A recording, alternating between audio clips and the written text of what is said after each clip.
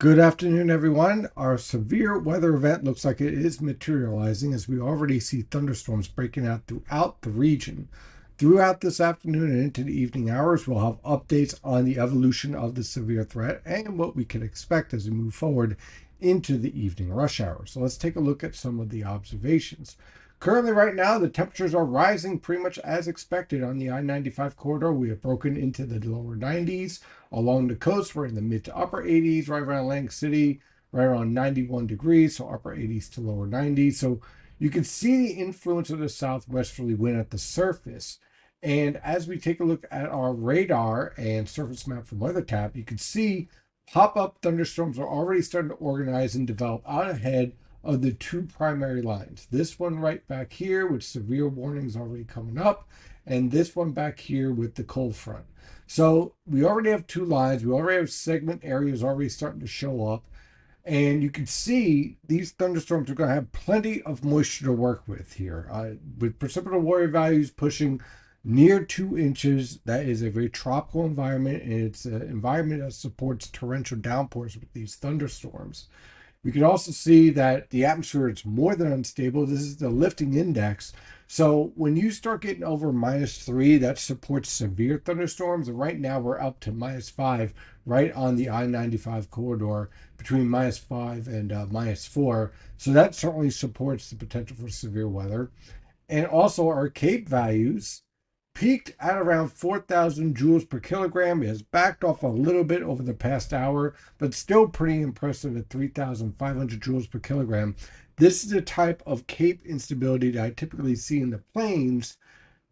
It's rare to see it in the northern mid-Atlantic, which is why we're starting to really pay attention to this evolving threat. But let's take a look at our winds.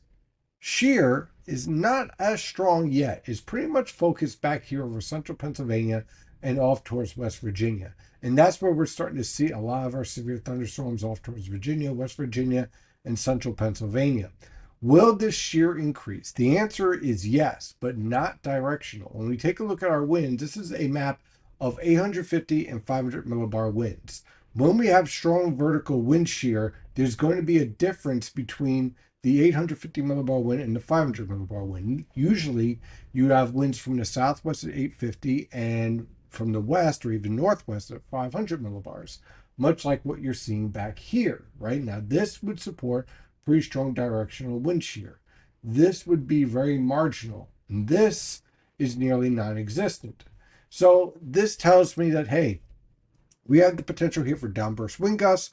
We have the potential here for straight line wind damage. So that leads to, at times, bow echoes with these thunderstorms, but not necessarily a lot of support for any type of tornadic development.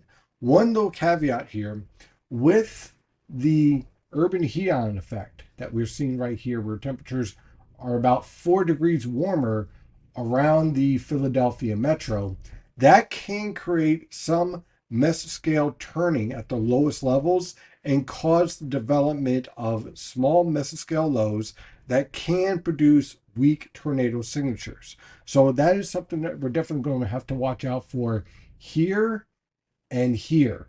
Okay, basically just to the northwest of that urban heat island. And then the other area is down here just to the southeast of the urban heat island effect and away from the more stable influences on the immediate coast. So this is something that we're going to watch. It's very fine details that will be standing out. In the meantime, a lot of the thunderstorms that we have out here, they're generally strong. They have been reported to produce heavy downpours. Let's see the lightning here on this. And you can see these thunderstorms because of the high nature of moisture in the atmosphere. These thunderstorms are also capable of producing frequent, vivid lightning. Expect to see that quite often as we move on through the afternoon hours. In terms of the lifting parameters in the SKU-T, this is the latest HRR guidance here, showing clearly very supportive environment for instability in the atmosphere.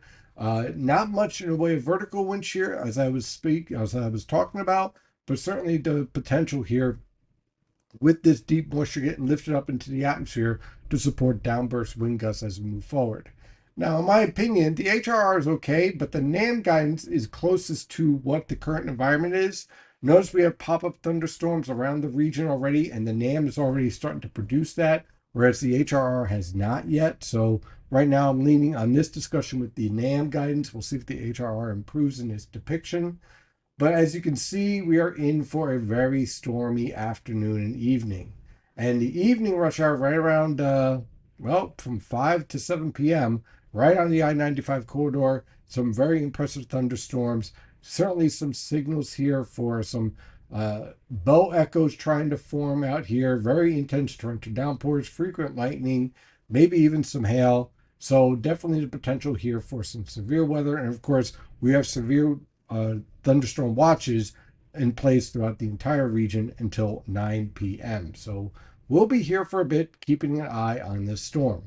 So as we move on through the afternoon, definitely use caution. If you start hearing some thunder, get indoors. And if you are driving, please do not try to drive through torrential downpours, especially when there starts to develop flash flooding, as this could be very dangerous for you.